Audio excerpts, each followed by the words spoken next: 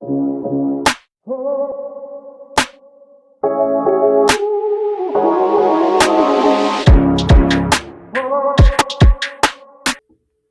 everybody, it's Jax again from the Popcorn Review Podcast. This is my episode 74, AEW Dynamite from 3/4/26. This is going crazy, guys. Honestly, it's a lot going on in this episode. I actually had a little runoff. If anything, I think it went to like 2.5 hours or close to 2.5 hours. So really crazy show. Very fast-paced show, honestly. There's a parts of the show I personally didn't like, but we'll get into that. But again, this is AEW Dynamite, my episode 74 from Wednesday night. And started off with Kevin Knight defending his title. Started off with MJF defending his title against Kevin Knight. Kevin Knight had a couple promos saying that I'm the future and I'm also the here and now. And like I mentioned before, I'm very heavy on Kevin Knight. Nice to see that he was being showcased. Nice to see that MJF gave him a shot and Tony Khan gave him a shot personally. Just shows that they see something in him and he's going to be the future, like he said. Good match, honestly. MJF was actually kind of like toying with him to start, showing him an arm drag and then going to the crowd like, that's an arm drag. Yeah, that's an arm drag. Like, as if he was teaching him. I think MJF, I think, between 24 and 28 years old. And Kevin Knight's in his 20s as well. So it was almost as if he was like teaching Kevin Knight a lesson during this match. Kevin Knight was doing his thing though, man. Going for quick pins right off the jump. One thing that did kind of hinder him was that he went for the UFO splash. He missed. MJF kind of took advantage. Decent match, honestly. We all knew that Kevin Knight was going to lose. This is more of trying to put him over. Which was weird though. A lot of the crowd was actually behind MJF in this match. They were saying MJF the whole time, like chanting his name and stuff. Um, Almost as if they didn't want Kevin Knight to win personally. They were in El Paso, Texas, so maybe that had a little bit to do with it. But Kevin Knight's a really good wrestler. I definitely see him breaking away from Speedball Mike Bailey at some point. Makes more sense for him to be singles champion than to be the trios, but we'll get into that later on. But a good match, honestly. Just Kevin Knight went for the UFO splash again at one point. MJF put his knees up, hurt his ribs, hit him with the heat seeker, hit him with the DDT. It was just a nice sequence, pushed it out. MJF takes the win.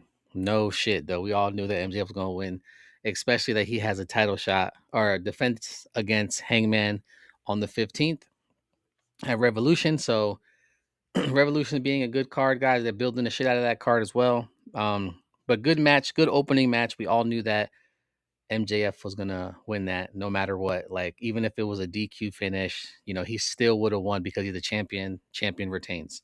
But in all, decent match. Can't complain there personally. Um, Now this match here, I'm not really too much of a fan. I like the wrestlers involved. Like I like Orange Cassidy. I like Darby Allin.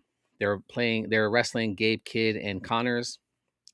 I don't know anything about the War Dogs. I know I see Gabe Kidd with what's his name with the Death Riders for a while, but it's like Gabe Kidd is there to stay. Connors is now elite.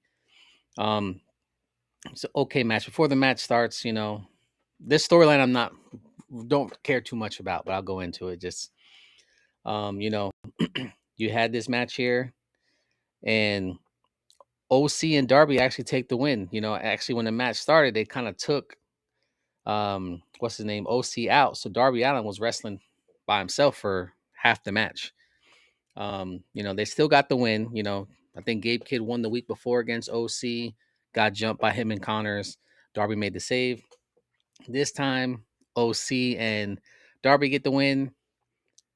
And then you have the other guy, Finley, forming the War Dogs again in AEW, but I think they're just calling them the Dogs. So that group is there. Show triumphant over again. This segment or this match I wasn't really a fan of. It is what it is. I like the wrestlers involved, Darby Allin and OC. Just didn't like this match personally, but it is what it is. You did have a little segment with Andrade and what's his name? Bandito. Bandito's like, hey man, I used to watch you growing up as a kid, man. I can't wait to be in the ring. I'm such a fan. And Andrade goes, are we even gonna have a match? You're over here talking about you're a fan of mine.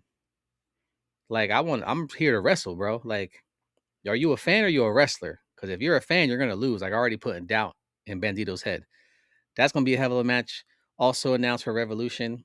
So a bunch of matches for Revolution. Things like 4 or 5 already announced. So can't wait to see it. Um, Another match that was kind of out of nowhere. You had the Brawling Birds, Jamie Hayter and Alex Windsor versus the Inspiration.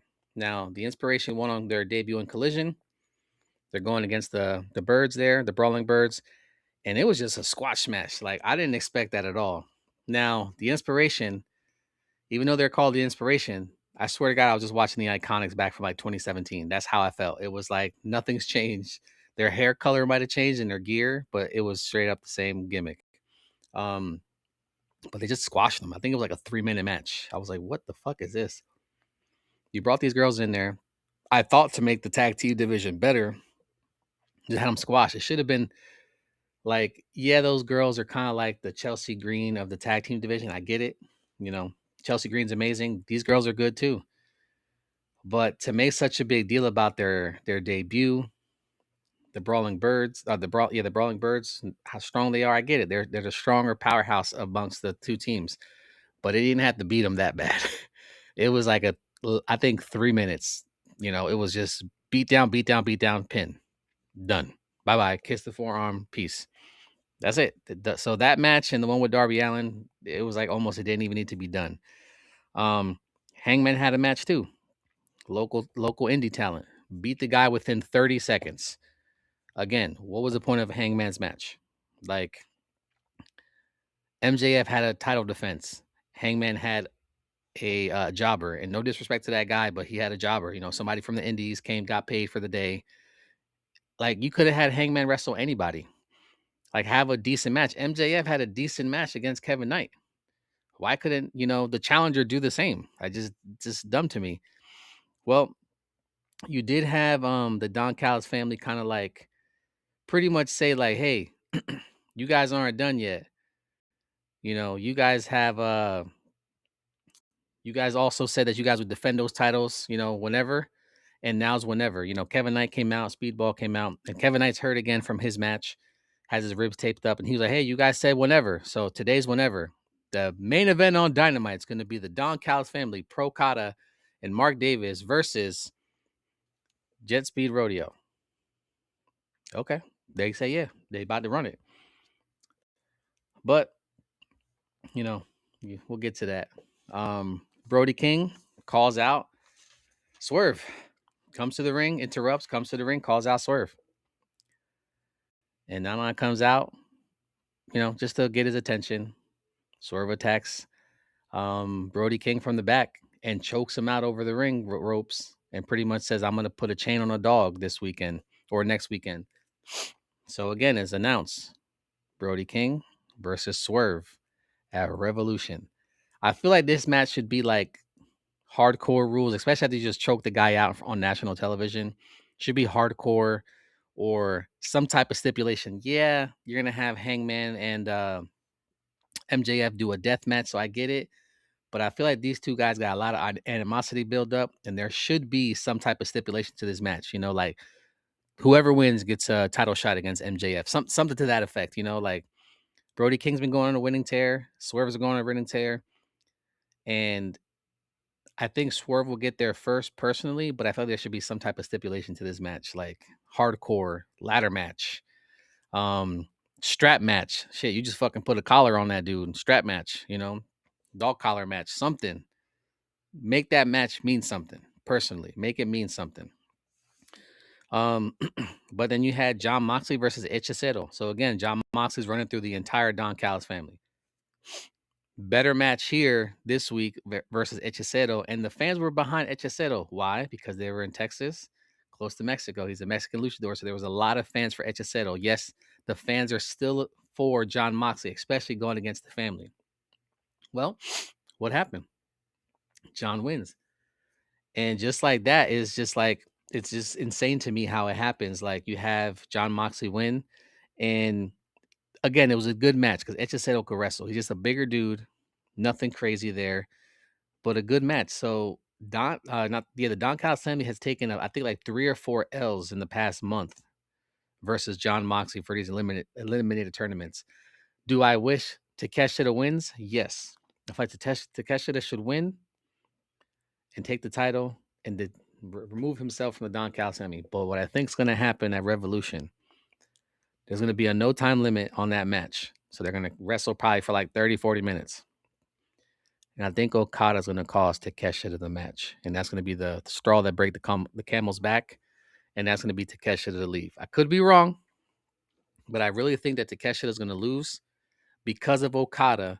He's going to go after Okada's title. They've been having beef for a long time. And Okada keeps bringing up Takeshita that he's not a champion in AEW.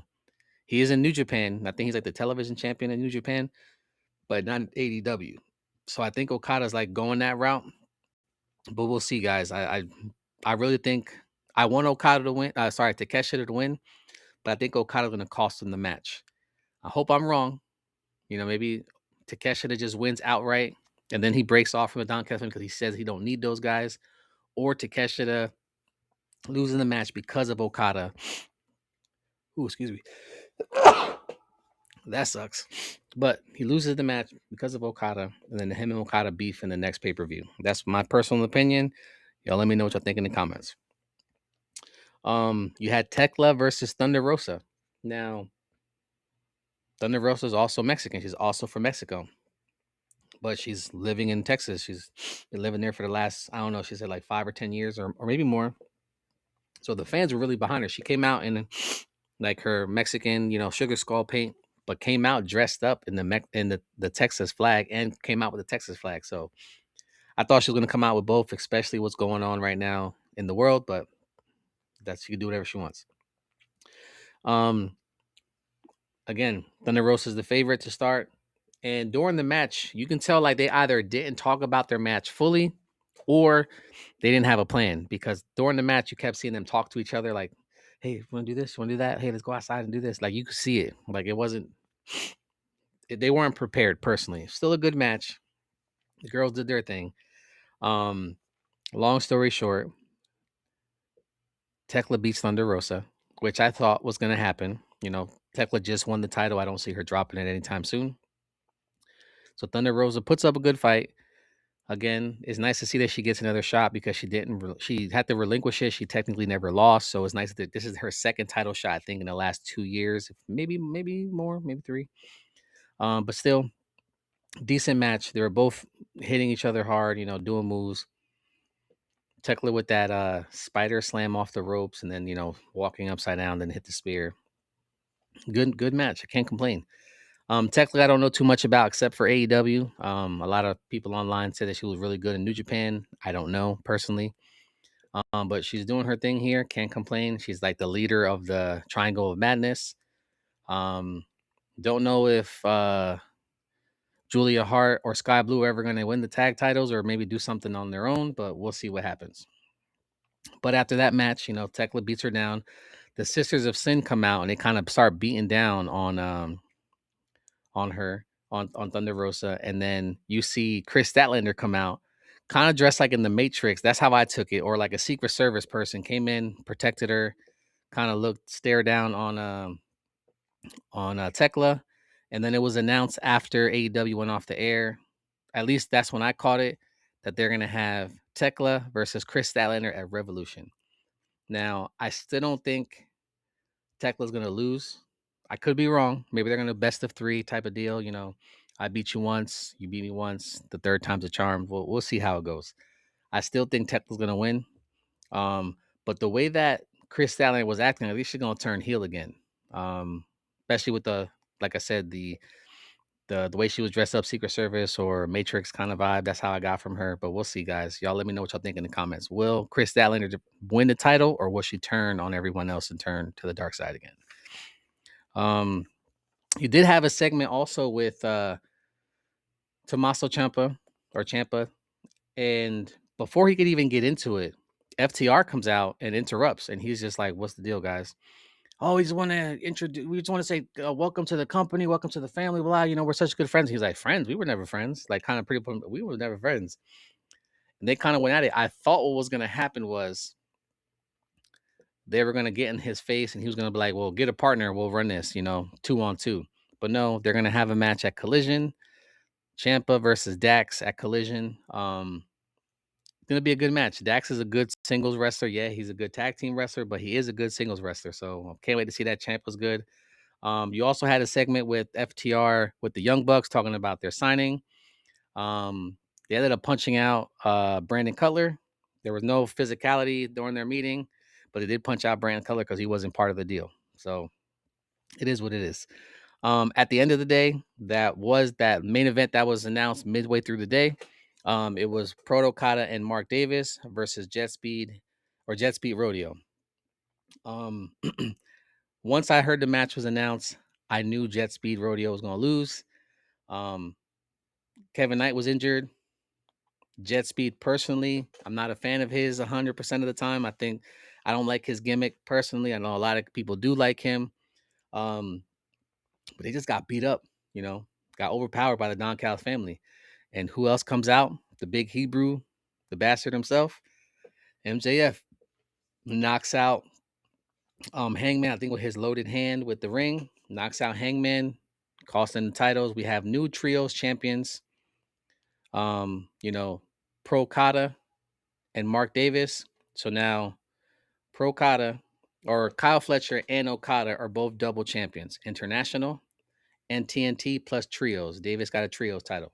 Now, I saw that coming personally. Once they announced how they're going to lose, MJF was going to get involved. I already knew. It was like written already. But it was also announced that you're going to have the Don Callis family, Proto Kata and Davis, versus Jet Speed and Mystical from CMLL. Now that came out of nowhere. Felt like another trio should have been involved, like the Dogs. They just got there, boom, throw them in there. But that's just me. I don't see Jet Speed and Mystical winning. Don Callis family is too many motherfuckers. There's like 15 or 20 of those guys. I wouldn't be surprised if they start bringing ladies into their group, 2 or 3 girls to add to the women's division and try to take the women's title as well. Personally, that could happen. But crazy, crazy day. Again, don't know what's gonna happen with Takeshita and Okada, but there's gonna be a lot of stuff going on. They've been brewing for a long time. Can't wait to see those 2 guys go at it. Also, you have Brody King versus Swerve at Revolution. You got Hangman versus MJF at Revolution. You got that trios title championship match I just mentioned. You got Chris Statlander versus Tekla. And they're gonna add more. Like they always have like 8 matches. Like it's insane. But let me know what y'all think. It was a great episode of Dynamite.